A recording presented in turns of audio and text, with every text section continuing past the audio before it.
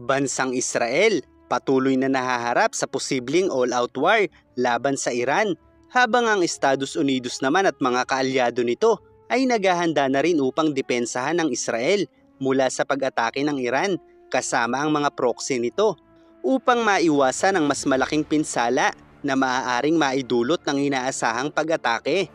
Ang mga tensyon ay patuloy na tumataas kasunod ng halos 10 buwang digmaan sa Gaza at sa pagpatay noong nakaraang linggo sa isang mataas na commander ng Hezbollah sa Lebanon na si Fuadi Shukri, at inamin naman ng Israel na sila nga ang tumapos sa buhay ng nasabing commander dahil ito umano ang may pananagutan sa isang rocket attack na isinagawa sa Israeli-occupied Golan Heights noong July 27, taong kasalukuyan, na ikinasawi ng 12 katao at karamihan umano ay mga bata. Gayunpaman ay itinanggi ng Hezbollah ang anumang pagkakasangkot sa pag-ataking iyon. Bukod pa rito, ang nangungunang pinuno sa politika ng Hamas na si Ismail Haniyeh ay nasawi naman sa isang pagsabog na naganap sa isang guest house sa Tehran na capital city ng Iran, kung saan ay sinisisi naman ng Iran at mga kaalyado nito ang Israel sa naganap na pangyayari, dahil ayon umano sa mga unang pahayag ng Iran's Islamic Revolutionary Guard Corps o IRGC,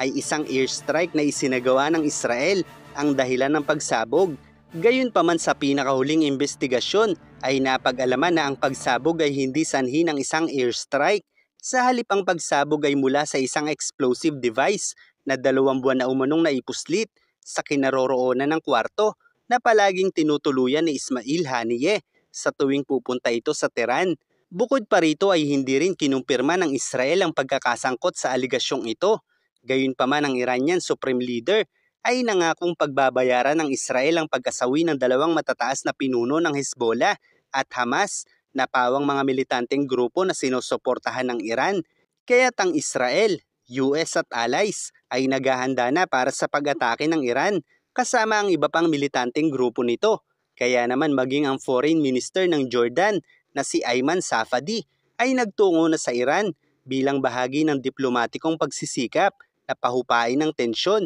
dahil ang Jordan ay nanganganib na madamay sa paglawak ng digmaang ito, dahil bukod sa karugtong lamang ng Jordan ang Israel, kabilang ang mga bansang nasasangkot sa kaguluhan laban dito, ay pinaninirahan din ng mga purong Palestinian ng Jordan na maaaring anumang oras ay makisali sa kaguluhang ito na maglalagay sa Jordan sa tiyak na kapahamakan na maipit sa gulo, habang ang mga airlines naman sa buong mundo ay kinansela na ang mga flight papuntang Tel Aviv, Tehran at Beirut, habang lumalaki ang mga alalahanin sa posibleng mas malaking digmaan sa rehiyon. Samantala, ang layunin naman ng bagong Pangulo ng Iran na mapalapit sa pakikipag-ugnayan sa US upang pahupain ang mga sanksyon sa bansa, dahil ayon sa US Secretary of State na si Antony Blinken, ang pagpapatuloy ng Iran sa pagsuporta sa mga militanteng grupo na sumisira sa kapayapaan ng gitnang silangan, kabilang na ang kalakalan sa Red Sea, ay nagpapatunay umano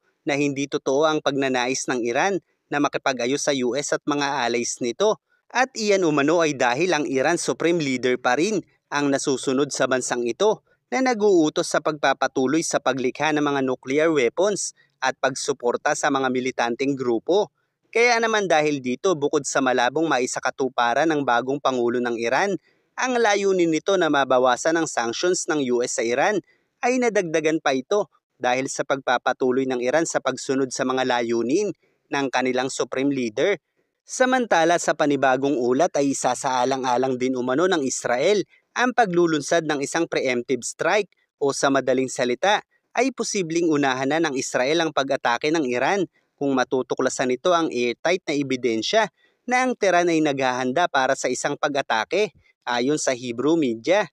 Sa madaling salita, sa oras na maglunsad nga ng direktang pag-atake ang Iran sa Israel, ay nakahanda na ang Israel, hindi lamang para sa depensa nito, kundi maaaring sabayan rin ito ng opensa ng Israel upang pigilan ang mga susunod pang pag-atake mula sa Iran. Kaya't sa sandaling umatake ang Iran, ay napakalaki ng posibilidad na mauuwi na ito sa isang all-out war sa pagitan ng Iran at Israel, na maaaring magdulot ng pinakamalaking pinsala sa digmaan sa gitnang silangan sa buong kasaysayan, at ang posibleng magiging pagtatapos nito ay ang pagkatalo ng isa sa mga bansang ito dahil sa direktang labanan ng dalawang bansa sa mangyayaring gulo.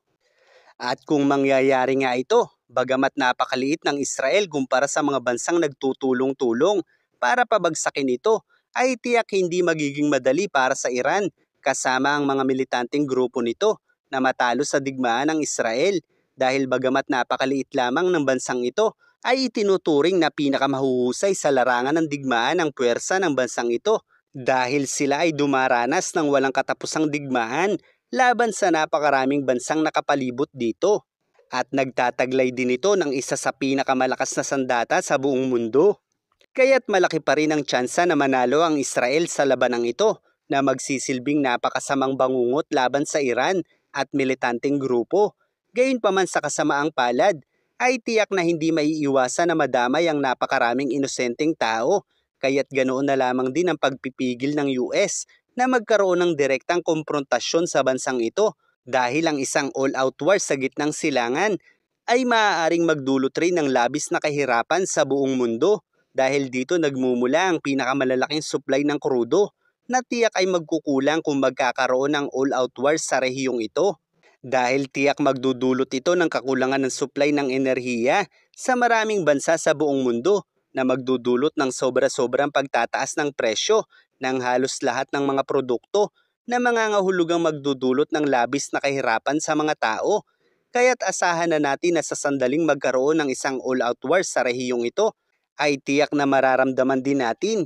ang labis-labis na pagtaas ng presyo ng produktong petrolyo at asahan rin natin ang madalas at malawakang pagkawala ng kuryente saan mang parte ng mundo dahil sa ganitong mga pagkakataon, ang supply ng krudo na karaniwang ginagamit sa mga planta ay tiyak na magkukulang na. Ibig sabihin, maraming factory at kumpanya ang maaapektuhan dahil sa kakulangan ng enerhiya dahil kahit pa ang mga renewable energy gaya ng hydropower plants na karaniwang pinatatakbo ng tubig, kabilang ang malalawak na wind at solar farm ay ginagamitan pa rin ng produktong petrolyo para sa mga auxiliary system nito, gaya ng mga backup generators na nagsisilbing backup ng mga plantang ito. Kaya't sa ganitong pagkakataon na nagkakaroon ng panganib sa pinakamalaking supply ng krudo sa mundo, ay kinakailangang makapaghanda na ang lahat sa posibleng epekto sa kakulangan ng produktong ito.